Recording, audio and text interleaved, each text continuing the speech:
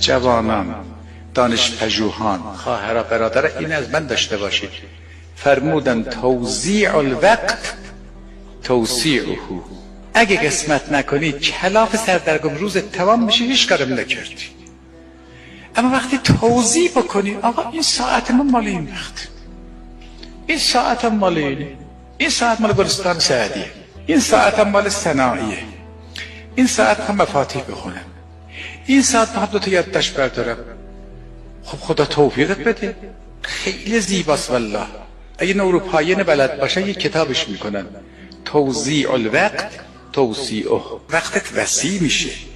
ببینید خدا به ماها عمرایی که داده، ببین چقدر عمر داده. بعضی 50 سال، 60 سال، 70 سال، یا تا بالا پایین. شما نگاه کنید ببینید تمام موفقات در همین یکی که موفق شد.